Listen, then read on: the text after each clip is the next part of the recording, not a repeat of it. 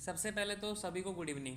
देखो ना, काफ़ी दिन की छुट्टी हो गई अपनी, बीच में मेरे प्रैक्टिकल थे इस वजह से अभी प्रैक्टिकल एक बाकी है जो 22 तारीख को लगेगा। 4 प्रैक्टिकल मेरे लग चुके हैं, मतलब 5 सब्जेक्ट है ना थर्ड ईयर में। तो अब एक प्रैक्टिकल बचा है, वो लग जाएगा 22 को। तो अपन क्लास स्टार्ट करते हैं आज की। तो चैप्टर 8 कर रहे थे जो अपन लास्ट क्लास में बात कर रहे थे कि अष्टम अध्याय मात्रा से इति अध्याय। इसमें अपन ने आहार की मात्रा, मतलब कितना मात्रा में, क्वांटिटी मतलब फूड लेना है, ठीक है। कम भोजन करने से क्या हानि होंगी और अधिक भोजन करने से क्या हानि होंगी, ये अपन ने कर लिया था। फिर वो आम की अवस्था आती है, भाई ज़्यादा मात्रा में भोजन करोगे तो आम बनेगा, ठीक है। मतलब अपक्व रस को आम बोला जाता है। उससे बीमारी होंगी अल्सक, विसूचिका, डंडलासक, और ये बीमारी हुई थी। फिर इनकी आम विष के बारे में बात की थी अपन ने। फिर उनकी चिकित्सा की बात की थी सभी की। फिर अपन ने अजीर्ण की बात की थी, भाई अजीर्ण की उत्पत्ति कैसे होती है, अजीर्ण के सामान्य लक्षण, अजीर्ण के भेद, ये सब अपन ने कर लिए थे, ठीक है। इनकी चिकित्सा भी अपन ने कर ली थी। अब अपन ने जब क्लास लास्ट मिस की थी, लास्ट क्लास छोड़ी थी, अपन ने भोजन का काल, कि भाई भोजन का काल अपन करेंगे, मतलब एक जर्नल सामान्य जो विधि विधान है कि कैसा भोजन करना चाहिए, मतलब किस क्वालिटी का भोजन करना चाहिए, कितना खाना चाहिए, वो सारी चीज़ें आप इस क्लास में करेंगे। तो यहाँ से स्टार्ट करते हैं भोजन का काल।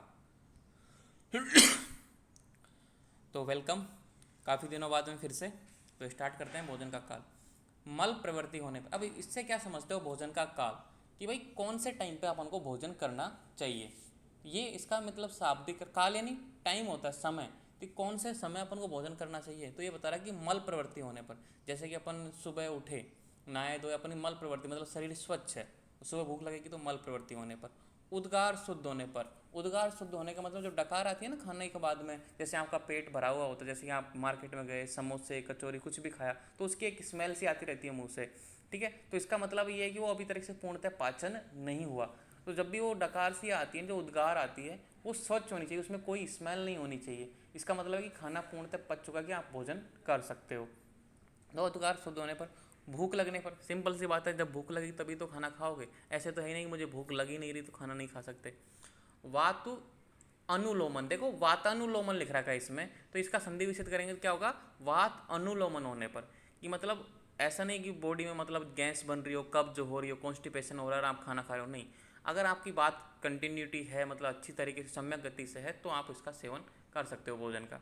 दीप्त अग्नि होने पर, दीप्त अग्नि मतलब आपकी जो भोजन पचाने की शक्ति है वो अच्छी होनी चाहिए। आप जो भोजन करोगे वो पच जाना चाहिए, और आपको ऐसा लगना चाहिए कि भूख लग रही है, अंदर से अग्नि प्रज्वलित है। जैसे कोई मजदूर काम करता है, सुबह से लेकर उसने दोपहर तक काम किया, तो उसको भूख लगती है, उसको रहना प्याज रोटी भी अच्छी लगती है, तो ऐसा लगना चाहिए कि हाँ यार मुझे खाना खाना है। बहुत से होता है ना, उनको कुछ भी ला के रख दो, उसका ना यार मन नहीं है मेरा खाने का। तो ऐसा नहीं होना चाहिए, आपकी इच्छा भी होनी चाहिए। और दीप्त अग्नि मतलब आपकी जो जठरा अग्नि है वो प्रज्वलित होनी चाहिए। दोषों का अपने मार्ग में रहने पर, आपको कोई बीमारी नहीं होनी चाहिए, मतलब जो दोष बात पित्त कफ है वो अपनी अपनी साम्य अवस्था में होनी चाहिए। जैसे कि मान लो कोई रोग हो गया, अब बहुत से रोगों में क्या होता है, अपन को हल्का खाना खाना होता है, मतलब मात्रा में कम भोजन करना होता है। तो रोग भी नहीं होने चाहिए, बॉडी में एक स्वस्थ स्थिति होनी चाहिए, तब आपको भोजन करना चाहिए, ठीक है। मतलब यहाँ पे दोषों का अपने मार्ग में रहने से मतलब ये है कि भाई एक तरीके से बैलेंस स्थिति में होना चाहिए। ऐसे नहीं कि भाई जैसे कि मान लो आपको कफ बढ़ा हुआ है, मान लो आपको मतलब आलस्य आ रहा है, बहुत ज़्यादा नींद आ रही है, और आपने ऊपर से भोजन और कर लिया, और ज़्यादा कफ बढ़ जाएगा। समझ रहे हो नहीं बात को, तो एक तरीके से बैलेंस होना चाहिए। तो ये भोजन का काल है। 2 नंबर के क्वेश्चन आते हैं छोटे छोटे इस चैप्टर में से, कि भोजन के काल से आप क्या समझते हैं, तो ये आपको लिखना है उसमें आंसर। और आंसर कैसे लिखोगे, या तो देखो मैंने एक लाइन में लिख दिया, आपको वहाँ पर लिखना है कि एक मल प्रवृत्ति होने पर, दूसरा उद्गार शुद्ध होने पर, तीसरा भूख लगने पर, चौथा वाता अनुलोमन होने पर, पांचवा दीप्तग्नि होने पर। ऐसे पॉइंट बना के आंसर लिखोगे तो समझ में आएगा। तो क्लियर हुआ बात, आगे बढ़ते हैं। भोजन का प्रमाण, कितनी क्वांटिटी में अपन को भोजन करना चाहिए। तो यहाँ पे देखो अष्टांग हृदय के अनुसार इंपॉर्टेंट है, आचार्य चरक ने 3 बात बताई है, यहाँ पे 4 है, उधर के 4 भाग करें। जैसे कि अपने भाग करने का मतलब ये नहीं काट मत देना कि भाई 4 टुकड़े कर दूँ, नहीं। इसका कहने का मतलब है कि अपने जो पेट की कैपेसिटी है उसको 4 हिस्से में डिवाइड करो, कि मैं भाई इतना खाना खा सकता हूँ, तो उसको मतलब अपने पेट में कितनी कैपेसिटी है उसके 4 हिस्से कर लो, ठीक है। तो 2 भाग अन्न से, कहने का मतलब कि 2 भाग अन्न से, मतलब ठोस पदार्थ खाना है 2 भाग। जैसे कि कोई व्यक्ति 4 रोटी खा सकता है, उसकी लास्ट लिमिट है 4 रोटी, तो उसको 4 रोटी नहीं खानी, उसको 2 ही रोटी खानी है, ठीक है। तो 2 भाग अन्न से और 1 भाग द्रव पदार्थ से। जैसे कि अब एक हिस्सा कितना खाना है, ये मान लो कि उसमें जैसे कि एक व्यक्ति है 1 किलो खाना खा सकता है, समझो इस चीज़ को। जैसे कि 1 किलो, एक व्यक्ति है, स्वस्थ व्यक्ति है, हेल्दी व्यक्ति है, फार्मर है, वो 1 किलो खाना खा सकता है। तो उसको ये होना चाहिए कि 500 ग्राम तो वो रोटी खाए, मतलब ठोस पदार्थ, ठीक है, सॉलिड पदार्थ, ठीक है। और जो 1 भाग का मतलब है 250 ग्राम वो खाए लिक्विड पार्ट, जैसे कि छाछ हो गया, ठीक है, कोई रस हो गया, कोई यूस हो गया, ठीक है, कोई जूस हो गया, या फिर कोई सब्जी हो गई, वो लिक्विड मतलब दाल का पानी हो गया। तो 1 भाग द्रव पदार्थ और 1 भाग वायु के लिए खाली छोड़ दें। मतलब जो चौथा हिस्सा था, मतलब अपन ने मतलब 1 किलोग्राम की कैपेसिटी थी, लेकिन उसने 750 ग्राम भी ग्रहण किया, 250 ग्राम उसने नहीं, मतलब नहीं खाया, खाली छोड़ दिया। किसके लिए? क्योंकि उस भोजन को मिलने के लिए, उस भोजन को जो वायु की गमन है उसके लिए, क्योंकि भोजन को पचाने के लिए भोजन को मिलाना पड़ता है ना, तो वायु की गमन होता है। कभी कभी अपन क्या करते हैं, टेस्टी भोजन होता है, अपन गले तक भर लेते हैं एकदम कि यार मेरा तो मन नहीं, मतलब मन नहीं मार रहा, मैं तो खाता जा रहा हूँ, खाता, पेट फुल हो गया, आपका स्टमक फुल हो गया, ठीक है, और गले तक आ गया। ऐसा नहीं करना चाहिए। आचार्य वाघभट्ट ने बोला कि जितनी कैपेसिटी है ना, जैसे 1 किलो की कैपेसिटी है तो 750 ग्राम तक खाओ, चौथा हिस्सा खाली छोड़ दो, ताकि उसमें दोष गति कर सकें, उसको पचा सके सही ढंग से, और अपनी एक सम्यक गति चल सके। पूरा पेट भरकर कभी नहीं खाना चाहिए। कहने का मतलब है कभी आपको पूरा पेट भरकर खाना नहीं खाना चाहिए, मतलब 1/4, मतलब चौथा हिस्से का तो आपको खाली रखना ही चाहिए। ये बेस्ट तरीका है आपके पेटों से संबंधित बीमारियों से बचने के लिए। किसी व्यक्ति को अगर पेट से संबंधित ज़्यादा बीमारियां होती हैं तो आपको एक ही बात सलाह देनी है, क्योंकि आप डॉक्टर बन रहे हो, कि आप खाना कितना खाते हो, उससे पूछो, वो बताएगा कि सर इतना खाता हूँ, तो उसको बोलो कि आपकी कैपेसिटी है ना, उससे थोड़ा कम खाया करो, थोड़ी सी भूख रहने दिया करो। ऐसा नहीं कि पेट भर गया मैं तो फुल हो गया और पैर पसार के सो गया, फिर ऐसा नहीं करना है, ठीक है। तो ये भोजन का प्रमाण है। अब यहाँ पे देखो 4 भाग किए हैं, किसने किए हैं? आचार्य वाघभट्ट ने। जब चरक संहिता में आप सेकंड ईयर में स्टडी करोगे तो वहाँ पे 3 भाग दिए हैं, ठीक है, वहाँ पे 3 भाग, 1 भाग उन्होंने ठोस के लिए बोला है, 1 भाग द्रव्य के लिए बोला, और 1 भाग खाली स्थान के लिए छोड़ा। यहाँ पे इन्होंने 4 भाग किए हैं, क्योंकि इसमें 2 भाग अन्य के लिए, 1 भाग लिक्विड के लिए और 1 भाग खाली स्थान। तो ये को पीजी का क्वेश्चन बन जाता है कि आचार्य वाघभट्ट ने कितने भाग किए हैं और आचार्य चरक ने कितने किए हैं। तो ये इंपॉर्टेंट था, इसलिए मैंने आपको बता दिया। अब करते हैं भोजन विधि, करेंगे भोजन विधि। अपने स्वास्थ्य और प्रकृति का विचार कर भोजन लेना चाहिए। जैसे कि आपका स्वास्थ्य कैसा है, मैंने बताया ना कि हर व्यक्ति के अनुसार भोजन की कैपेसिटी, जैसे कि वो किसान है ज़्यादा खाना खाएगा क्योंकि उतनी काम कर रहा है, एक स्टूडेंट है कम खाना खाएगा क्योंकि उसकी मेहनत कम होती है, माइंडेड मेहनत होती है, मेंटली थोड़ा विकास उसका काम होता है, ठीक है। जैसे कंप्यूटर पे काम करने वाला, खेतों में काम करने वाला, बच्चा है, गर्भिणी स्त्री है, जैसे प्रेग्नेंट महिला, उसका खाना अलग होता है, ठीक है, वृद्ध व्यक्ति है, उसका खाना अलग होता है। तो अपने स्वास्थ्य और प्रकृति का विचार कर भोजन लेना चाहिए। तो जैसी आपकी कैपेसिटी, जैसे कि आप किस अवस्था में, किस रोग अवस्था में, किस मतलब स्वस्थ हो तो किस अवस्था में हो, तो उसके अनुसार आपको भोजन करना चाहिए। ऐसे नहीं है कि मेरा पड़ोसी 6 रोटी खा रहा है तो मैं भी 6 रोटी खाऊंगा, ऐसा भोजन में आपको उसकी देखा देखी नहीं करनी चाहिए, ठीक है। किसी भी व्यक्ति के साथ ऐसा नहीं करना चाहिए, क्योंकि आपके फैमिली में देखो, आपकी फैमिली में बच्चे भी हैं, बड़े भी हैं, छोटे भी हैं, सबकी कैपेसिटी अलग है। तो आपकी कैपेसिटी के अनुसार आप डिसाइड करो कि मेरी कैपेसिटी क्या है। अगर मैं एक्सरसाइज कर रहा हूँ तो मुझे प्रोटीन लेना है, अगर मैं मतलब काम कैसा कर रहा हूँ, ज़्यादा मुझे कार्बोहाइड्रेट चाहिए, प्रोटीन चाहिए, वो आपके ऊपर डिपेंड करता है कि आप किस माहौल में रह रहे हो, किस तरह का काम कर रहे हो। भोजन 6 रस वाला। अब 6 रस कौन कौन से हैं? मधुर, अम्ल, लवण, कटु, तिक्त, कषाय। अब इसका मतलब ये है कि भोजन 6 रस वाला का कहने का मतलब ये है कि भोजन में सभी रस होने चाहिए आपको। जैसे कि अपन खाना खाते हैं, दाल रोटी खाई आपने, अब दाल में क्या है, मधुर भी है, ठीक है, अम्ल भी है, लवण भी है, कटु भी है, तिक्त भी है, कसाई भी, सब है, क्योंकि अलग अलग दालों के अलग अलग रस होते हैं। आपने पढ़ा होगा कि मूंग का मधुर रस होता है, उड़द का कटु तिक्त होता है। इस तरीके से जैसे नमक भी डालते हैं उसमें, हल्दी भी डालते हैं, मिर्ची भी डालते हैं अपन सब्जी बनाते समय, तो सारी चीज़ें आ गई, ठीक है।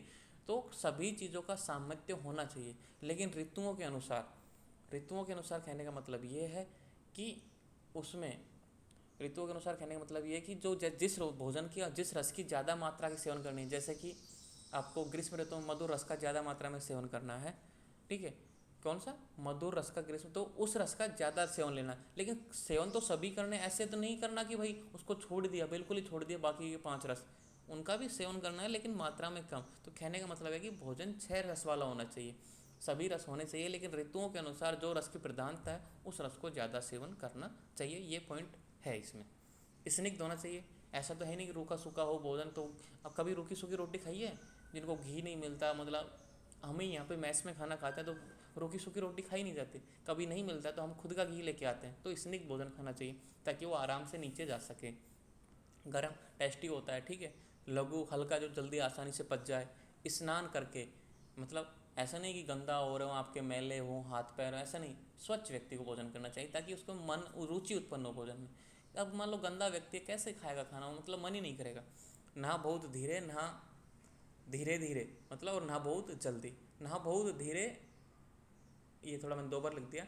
और ना बहुत जल्दी कहने का मतलब ये है कि ना तो इतना भी धीरा बहुत, जो व्यक्ति टीवी देखते हैं ना, जैसे कि कोई कार्टून आ रहा है या फिर कोई एपिसोड आ रहा है जो जैसे, और कुछ भी आ रहा है जो मनपसंद चीज़ आ रही है, टीवी देखने वाले व्यक्ति बहुत धीरे धीरे खाते हैं। जैसे वो कार्यक्रम चलता रहेगा, एक घास खाएगा फिर देखने लग जाएगा एक घास, मतलब इतने धीरा भी नहीं खाना और इतना फास्ट भी नहीं खाना कि बस 5 मिनट में ख़त्म। मतलब मीडियम साइज, एक नॉर्मल वैल्यू। देखो मैंने एक ही बात बोली, आयुर्वेदा में नॉर्मल का बहुत ज़्यादा इंपॉर्टेंट है। तो ना बहुत जल्दी। द्रव्य बाहुल्य ले।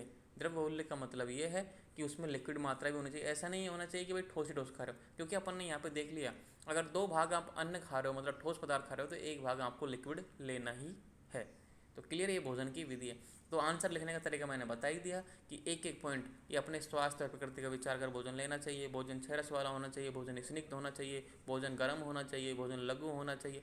अब ये होना चाहिए लगाना है सबको और अलग अलग पॉइंट बनाने हैं, तो ये भोजन विधि हो गई। अब भोजन का क्रम देखो कि भाई किस क्रम में अपन को भोजन करना चाहिए। आप आजकल टीवी पे चलता है ना ऐड कि भाई खाने के बाद में कुछ मीठा हो जाए, ठीक है, वो एक चॉकलेट का ऐड आता है, वो गलत ऐड है। अपन आयुर्वेद के अनुसार देखें ना, तो पहले मधुर, पहले मधुर, क्या मतलब भोजन क्रम पहले मधुर किस तरीके से कि अपन को भोजन मीठे से शुरुआत करनी चाहिए। अपन को मीठे से शुरुआत करनी चाहिए। पहले मधुर, गुरु, स्निग्ध पदार्थ, फिर अम्ल, लवण पदार्थ, अंत में कटुतिक्त कषाय पदार्थ ले। कि अपन शुरुआत में मीठा भोजन खाना चाहिए। जैसे कि अपन शादियों में जाते हैं, ये ना परंपरा है। जैसे शादियों में जाते हैं तो पहले आपको जो पत्तल देती जाते हैं ना, आपको जिमने बैठ गई, ठीक है, आपका न्योता है, तो पत्तल में पहले लड्डू रखा जाता है, जो मिठाई रखी जाती है। कभी भी तीखा या पुड़ी नहीं रखी जाती, ये एक परंपरा है। गाँव में आपने देखा होगा कि आप जाते होंगे तो पहले मिठाई, तो क्योंकि वो आयुर्वेद को फॉलो करते हैं, ठीक है। कहने का मतलब है कि आपको कभी भी आपको अगर भोजन करना है तो पहले मिठाई का सेवन करो। मतलब पहले मधुर हो, गुरु हो, स्निग्ध हो, ऐसी चीज़ों खाई जो मतलब भारी हो, मधुर हो और स्निग्ध पदार्थ हो। अब कफवर्धक चीज़ें अपन को खानी है, फिर बीच में अम्ल वाली और लवण वाली, और लास्ट में कटुतिक्त कषाय वाली आपको लेनी है। और यहाँ पे कारण दिया इसका, क्यों कि भोजन के उपरांत पहले कफ, फिर पित्त, फिर वात बढ़ती है। मतलब अपन ने पढ़ा था ना पहले चैप्टर में, स्टडी किया था कि भोजन के जस्ट तुरंत बाद कफ बढ़ता है, उसके जब भोजन पचवान्य अवस्था में होता है, मतलब भोजन जब पचता है तो पित्त बढ़ता है, और लास्ट में जब भोजन पूर्णतः पच जाता है उसके बाद में वात बढ़ता है। तो यही बात है कि पहले ऊपर कफ, फिर पित्त, फिर वात बढ़ती है। इसलिए पहले कफवर्धक, फिर पित्तवर्धक और अंत में वातवर्धक आहार लेना चाहिए, ठीक है। तो सीक्वेंस में देखो, पहले चैप्टर का जो टॉपिक था, जो वेस्ट था, वो यहाँ पे काम आ गया। तो अपन ने जो अब तक पढ़ा ना, वो काम आता रहेगा, आपको बस समझना इस चीज़ को, ठीक है। आगे बढ़ते हैं। तो ये भोजन का क्रम हो गया। तो अभी आज के बाद में कभी भी आप बोल रहे ना भाई, खाने के बाद, मेरा दोस्त भी बोलता है कि भाई कभी हम मिलते हैं तो वो बोलता है कि खाना खाने के बाद में रसगुल्ले मंगा लेते हैं या फिर गुलाब जामुन मंगा लेते हैं। तो मैं बोलता हूँ कि इसको पहले मंगाना चाहिए, ठीक है। अपन को पहले मिठाई खानी चाहिए, बाद में खाना खाना चाहिए। मतलब जो भी मीठा है वो अपन को पहले ही खा लेना चाहिए शुरुआत में, ठीक है। ओके, आगे बढ़ते हैं। अब प्रतिदिन सेवनीय आहार। प्रतिदिन सेवनीय आहार मतलब आपको प्रतिदिन क्या क्या खा सकते हो। साली धान्य, चावल आप डेली सेवन कर सकते हो। गेहूँ अपन खाते ही हैं, क्योंकि चावल गेहूँ तो अपन डेली खा सकते हैं, कोई पैदा नहीं करेंगे लोग, क्योंकि चावल मैं खुद भी खाता हूँ, गेहूँ भी खाता हूँ। तो डेली ये ऐसी चीज़ें हैं जो कोई कॉम्प्लिकेशन पैदा नहीं करती। कुछ चीज़ें होती हैं कि डेली सेवन करने से कॉम्प्लिकेशन पैदा हो जाता है, लेकिन यहाँ पे बताया प्रतिदिन सेवनीय आहार। कहने का मतलब ये है कि आप डेली क्या क्या खा सकते हो जिससे कोई रोग उत्पन्न नहीं होगा। तो साली चावल खा सकते हो, गेहूँ खा सकते हो, जौ खा सकते हो, जांगल मांस। तो यहाँ पे जांगल मांस, मतलब जांगल मांस बताऊँ क्यों मोस्टली इंपॉर्टेंट होता है, कि जांगल मांस में जो पशु प्राणी पाए जाते हैं ना, एक्टिव पाए जाते हैं, ठीक है। रुक्ष पाए जाते हैं, शुष्क पाए जाते हैं, तो मतलब वो शरीर में जाके स्निग्धता ज़्यादा नहीं बढ़ाते, मीडियम लेवल पे ही बढ़ाते हैं, ठीक है। फुर्ती लाते हैं शरीर में, एनर्जी लेके आते हैं, क्योंकि प्राणियों में एनर्जी होती है, क्योंकि वो एक्टिव प्राणी होते हैं। तो मनुष्य में वो अगर जंगल मांस का सेवन करेगा तो वो भी एक्टिव रहेगा। अगर मान लो अपन ने उसका आनु प्रदेश का मांस सेवन किया, तो आनु प्रदेश के मांस सेवन से क्या करेंगे, व्यक्ति आलसी बनेगा, कफ बढ़ाएगा वो, ठीक है, रोगों को पैदा करेगा, स्रोतों को अवरोध करेगा। इसलिए आनुप मास की कभी बात नहीं होती, इसलिए जांगल मास की बात होती है कि जांगल मास का तो आप डेली सेवन कर सकते हो। ठीक है, षष्टिक क्या होता है, एक चावल का टाइप से, जैसे कि अपने बासमती चावल मतलब अच्छा तरह का टाइप, तो चावल का एक तरह का टाइप से ही है। चौलाई, चौलाई मतलब एक तरीके से साग है। आप चौलाई की सब्ज़ी तो बहुत टेस्टी बनती है, हमारे घर पे तो बनती रहती है, आपने खाई होगी तो अच्छी बात है। ये एक साग होती है, साग होती है जैसे पालक की तरह आती है, ठीक है, वैसे जीवंती ये भी एक तरह की साग है। ठीक है, साग के जो वो पौधे होते हैं जो मतलब जैसे पत्तेदार सब्जियाँ, चौलाई पत्तेदार सब्जी है और जीवंती पत्तेदार सब्जी है। कच्ची मूली, अब कच्ची मूली आपने खाई होगी, खूब अच्छे घर में आती है। बथुआ, एक बथुआ भी गेहूँ के साथ होता है खरपतवार के तौर पे। जब हम बचपन में रहते थे तो हम ऐसे बथुए की रोटी बनाते थे जानबूझ के कि आज हम गेहूँ की रोटी नहीं खाएंगे, बथुए की रोटी खाएंगे। अब किसी को कॉन्स्टिपेशन है, मान लो किसी व्यक्ति को कॉन्स्टिपेशन है ना, कि मल का प्रभाव नहीं हो रहा, तो उसको बथुए की रोटी खिलाओ, 2-3 दिन उसका कॉन्स्टिपेशन दूर हो जाएगा। ठीक है, हरड़, आंवला, अब ये हरड़ क्या है, आंवला क्या है, ये मतलब अपन त्रिफला चूर्ण बनाते हैं ना, हरीत की, विविध की और आंवला, इनका सेवन करना चाहिए डेली। आंवले का आप डेली सेवन कर सकते हो, मुरब्बा सेवन कर सकते हो आंवले का, डेली का एक आंवला निकाल के। ठीक है, द्राक्षा यानी मुनक्का, परवल, परवल एक तरीके से जो कचरी आती है ना, कचरी, उसके तरह एक छोटा सा अलग टाइप का है परवल। मूंग आप सेवन कर सकते हो, शर्करा। ठीक है, देखो ये गन्ने का सबसे, गन्ने के रस की जो सर्वश्रेष्ठ, अपन ने गन्ने के 5 रूप किए थे, फाणित, राब, पौंड्रिक।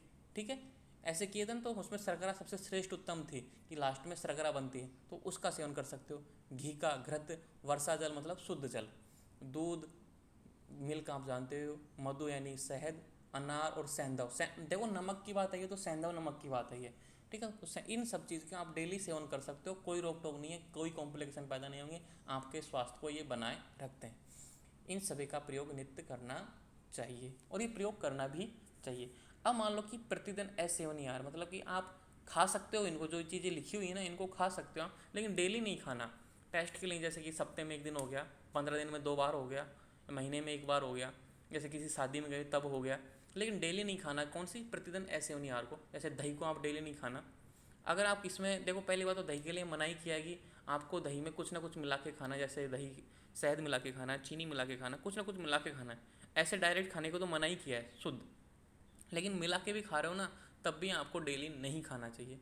उड़द की दाल है, ठीक है, अंकुरित धान्य, जैसे अंकुरित धान्य बोलते हैं जिसको, ठीक है, जैसे अपन चने हैं, मूंग है, इनको भिगो देते हैं, फिर वो अंकुरित हो जाते हैं, तो उनको भी डेली नहीं खाना।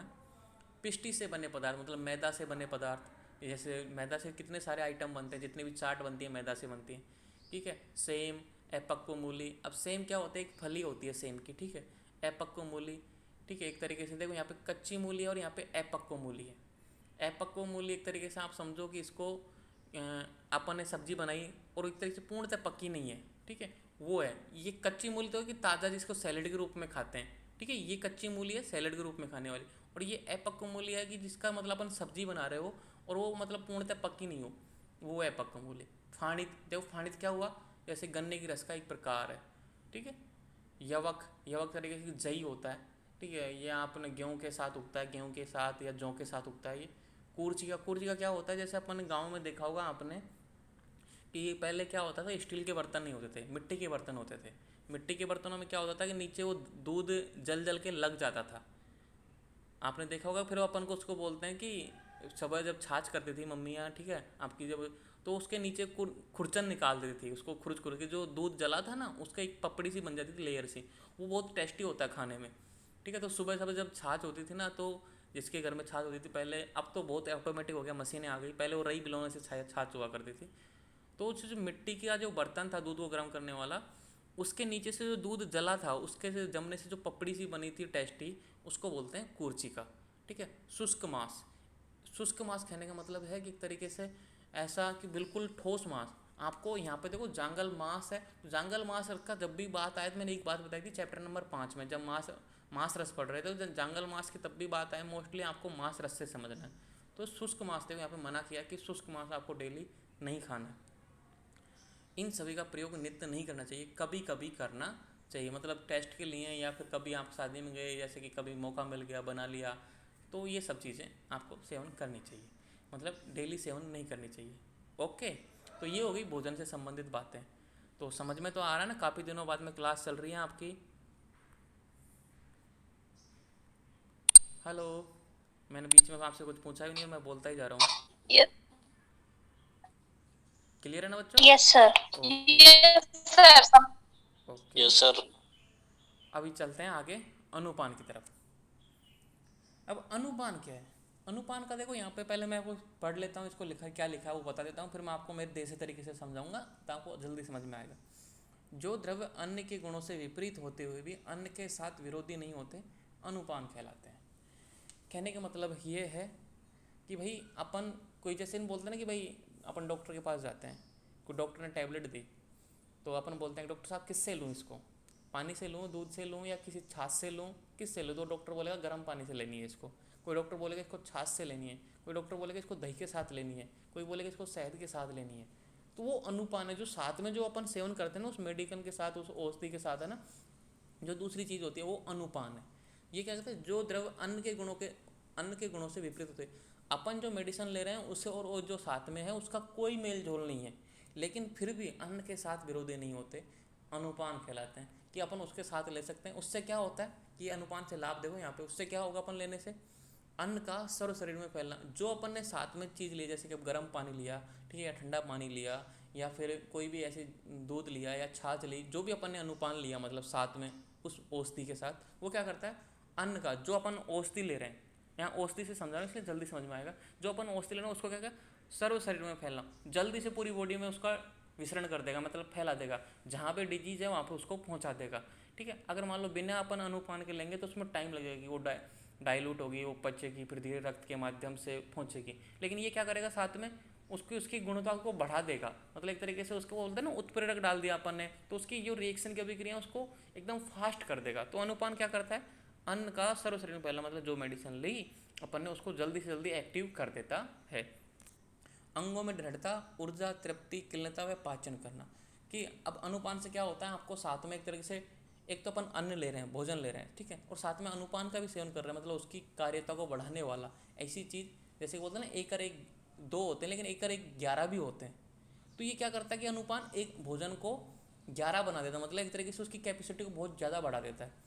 तो अंगों में दृढ़ता, उस अन्न से मान लो अपन को 200 कैलोरी मिलती, लेकिन अनुपान के साथ उससे 2000 मिल जाती। तो ये फैक्ट होता है अनुपान का। तो अंगों में दृढ़ता, ऊर्जा, तृप्ति, आपको तृप्ति यानी संतुष्टि, ठीक है, बोलते हैं ना कि तरीके से संतुष्ट हो गया। किलनता व पाचन, ठीक है, किलनता मतलब एक तरीके से जो भी बॉडी के अंग है उनको क्लीन करेगा, मतलब मुलायम बना देगा। और पाचन मतलब पाचन की शक्ति को बढ़ाएगा। तो ये अनुपान से लाभ हैं। तो कहने का मतलब कोई भी चीज़ अपन को सेवन करनी है तो साथ में अनुपान का सेवन करना है। अब अपन को कैसे पता चलेगा भाई किसका अनुपान क्या है?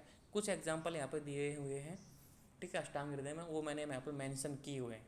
उन मेंशन करने से क्या होता है कि आपको पता लग जाएगा भाई किसके साथ क्या करना है। और जब धीरे धीरे आप स्टडी करोगे थर्ड ईयर में, फोर्थ ईयर में, तो हर चिकित्सा के साथ, हर मेडिसिन के साथ बताया कि किसको किसके साथ सेवन करना है। जैसे कि सीतोपलादी चूर्ण है, उसको बताया शहद के साथ, ठीक है, शहद के साथ। आप अगर मान लो सीतोपलादी चूर्ण लोगे, काम करेगा, कफ में काम करेगा, क्योंकि उसका गुण है, धर्म है। लेकिन आप उसको शहद के साथ लोगे तो उसकी कार्य क्षमता कम से कम 20 से 30 गुना बढ़ जाएगी। ये फैक्ट है अनुपान का, ठीक है। कोई भी अपन जैसे कि मान लो और उसमें एक और अनुपान मिला दिया, मान लो अदरक का रस और मिला दिया, 2 अनुपान कर दिए, तो और ज़्यादा कैपेसिटी बढ़ जाएगी। तो अनुपान क्या करता है कि उसकी कार्य क्षमता को बढ़ा देता है, उस औषधि की मतलब जो पोटेंशियल है उसको बढ़ा देता है। अब अनुपान के अयोग्य रोगी, ठीक है, किन व्यक्तियों को अनुपान नहीं कराना चाहिए? जैसे कि श्वास है, काश है। अब श्वास काश आप समझ गए होंगे, चैप्टर नंबर 8 चल रहा है। तो श्वास यानी होता जितने भी श्वसन संबंधी डिजीज हैं अस्थमा टाइप के। काश यानी कफ यानी खांसी। पीनस यानी जुकाम, ठीक है। ऊर्ध्व जत्रुगत रोग, ऊर्ध्व जत्रुगत रोग का मतलब है अपनी क्लेविकल है ना, उससे ऊपर जितना भी प्रदेश है, जैसे कि अपनी नेक है, अपना चेहरा है, अपना सिर है, इसमें जितने प्रकार के रोग होते हैं ना, उसमें आपको अनुपान नहीं देना है। स्वर भेद, किसी के मान लो कि गले में खराबी है, उसको बोला नहीं जा रहा, कटी फटी आवाज़ बोल रहा है, बोलता है ना कि तेरा गला बैठ गया, उसमें अनुपान देना बंद है। लगातार बोलने वाले रोगी, बहुत सी लड़कियां होती हैं ना, देखो बुरा मत मानना, जो चक्कर चक्कर चक्कर चक्कर बोलती रहती हैं, ठीक है, बहुत से लड़के होते हैं रुकते ही नहीं। अब जैसे कि मैं रुक ही नहीं रहा, बोलता ही जा रहा हूँ, ठीक है। तो ऐसे बोलने वाले रोगी उनको अनुपान नहीं देना चाहिए। प्रमेय, वर्ण, गल रोग और अक्षी रोग। प्रमेय क्या होता है? डायबिटीज। वर्ण क्या होता है? घाव। गल रोग यानी गले का रोग, गले का रोग देखो 3 बार आ गया, जत्रुगत रोग में भी आ गया, स्वर भेद में भी आ गया, और गले। तो ये इंपॉर्टेंट है, गले के रोगी को कभी भी अनुपान नहीं देना चाहिए, ठीक है। और अक्षय रोग, आंखों से संबंधित डिजीज में भी आपको अनुपान नहीं देना चाहिए। आप दो या मत दो, लेकिन ये बात जरूर देना कि किसको नहीं देना है, क्योंकि अगर इनको दे दिया ना तो कॉम्प्लिकेशन कर देगा, वो ठीक करने की बजाय और ज़्यादा रोग को बढ़ा देगा। तो कभी भी डॉक्टर बनने से पहले ये तो क्या करना है ये तो बात की बात है, लेकिन क्या नहीं करना है ये पहले सीखना है कि ये तो मुझे करना ही नहीं है। नहीं वाली चीज़ को मोस्ट इंपॉर्टेंटली याद रखने की बात है, ठीक है। तो ये अनुपान के अयोग रोग की। अब अन्य विशेष अनुपान, भाई किसके साथ क्या अनुपान है, जैसे कि भाई यहाँ पे रोग दे रखे हैं। पहले तो कोई व्यक्ति पतला है, क्रस है मतलब, तो उसको अनुपान क्या देना है, उसको सुरा यानी शराब साथ, ऐसे नहीं कि उसको बोतल की बोतल पकड़ा रहे हो, एक फिक्स ml में 250 ml 300 ml जो उसकी कैपेसिटी है, जो पचा सके उतनी ml, ठीक है। स्थूल है, ठीक है। अब मान लो कोई व्यक्ति मोटा है तो उसको क्या देना है अनुपान, मधुदक, मधुदक यानी शहद का पानी, ठीक है। सोस, कोई मान लो कि व्यक्ति सूखा हुआ है, कमज़ोर है, उसको क्या देना है, मांस रस, साथ में मतलब भोजन के साथ उसको मांस रस का सेवन कराओ। अग्निमंद, किसी व्यक्ति का अग्निमंद है, उसकी डाइजेस्टिव फायर बहुत कम है, तो उसको मद्य यानी शराब का सेवन कराना है एक निश्चित मात्रा में, जैसे 200 ml 300 ml बोलते हैं ना, रेड वाइन पी लो, मतलब एक तरीके से होता है ना, या फिर बहुत तरह की क्वालिटी आती है आजकल, तो कोई सी जो भी आपको अच्छी लगे वो पी सकते हो अग्निमंद में। अब यहाँ पे कुछ अन्न दे रखे हैं, कुछ अनुपान दे रखे हैं, जैसे जौ और गेहूँ शीतल जल के साथ, दही मधु विष मध शीतल जल के साथ, पिष्टि से बने पदार्थ मतलब मैदा से बने पदार्थ उष्ण जल के साथ, रोगी बालक वृद्ध, अगर मान लो कोई रोगी है, कोई बालक है, कोई वृद्ध है, उसको दूध के साथ, और सब्जी दालें मस्तु तक्र अम्ल कांची।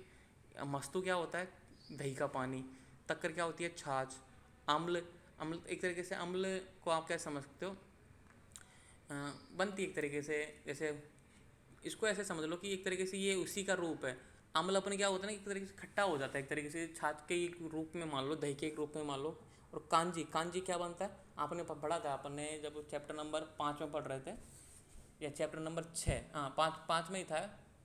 कांजी वो बनता है ना कि अम्ल पदार्थों के किण्वन से बने पदार्थ, मतलब संधान करने से, जितने भी अपन कर रहे थे, जितनी भी शराबें बनाई थी संधान कर करके, तो उसमें कांजी की परिभाषा भी मैंने लिखाई थी। तो ये सब यहीं पे अनुपान है। तो यहाँ पर देखो, दही मधु विष और मद्य, इसको शीतल जल के साथ, दारू भी पीनी है तो शीतल जल के साथ पीना है, विष का सेवन करना है तो शीतल जल के साथ सेवन करना है, मधु का सेवन करना है तो शीतल जल के साथ करना है, और दही का सेवन करना है तो शीतल जल के साथ। कभी भी दही को गर्म करके नहीं खाना चाहिए, कभी भी शहद को गर्म करके नहीं खाना चाहिए, कभी भी जहर को गर्म करके नहीं खाना चाहिए, और कभी भी मद को, शराब को गर्म जल के साथ सेवन नहीं करनी चाहिए। अगर आप गर्म जल के साथ सेवन करोगे तो आपको कॉम्प्लिकेशन बढ़ेंगे। इसलिए अनुपान को समझो, क्योंकि मैंने ये पॉइंट इसलिए पकड़ा है क्योंकि आप इसको जल्दी समझ जाओगे। चिल्ड चीज़ें अच्छी लगती हैं, दही भी ठंडा ही खाना चाहिए, मधु भी ठंडा ही, और विष भी ठंडी, और मद्य भी ठंडा ही, ठीक है। अब यहाँ पे आप ऐसे बोलोगे भाई विष, विष कौन खाएगा, जहर कौन खाएगा, कभी कभी खिलाना पड़ता है, जैसे कि पेट से संबंधित व्याधियाँ होती है उसमें जहर देना पड़ता है व्यक्ति को, तिल मात्रा में। तिल मात्रा में होता है कि सूक्ष्म मात्रा में, ताकि वो रोग को दूर कर सके, प्राणों को ना हरे लेकिन रोग को दूर करते, तो सूक्ष्म मात्रा में दिया जाता है, ठीक है। तो ये हो गया चैप्टर नंबर 8 कंप्लीट। अब ये सर एक डाउट था। हाँ बोलो। आपने कच्ची मूली जब मूली पढ़ाया था तब बताया था कच्ची मूली दोष कारक होता है, हाँ, तो ये प्रतिदिन कैसे? कच्ची मूली का नहीं बोला होगा मैंने, अपक्व मूली बोला होगा वहाँ पे, देखो यहाँ पे लिखा हुआ है। ओके, मैं चेक कर लूँगा, टेंशन मत लो, उसकी क्रॉस चेक कर लेंगे अपन। कच्ची मूली और अपक्व मूली को आपको क्रॉस चेक कर लेंगे, घबराने की जरूरत नहीं है। लेकिन वहाँ पे सर वो कच्ची मूली है। अच्छा कच्ची मूली है, ओके, वो तो मैं भी देख लूँगा, यहाँ पे क्रॉस चेक कर लेंगे, है ना, कोई घबराने की बात नहीं है।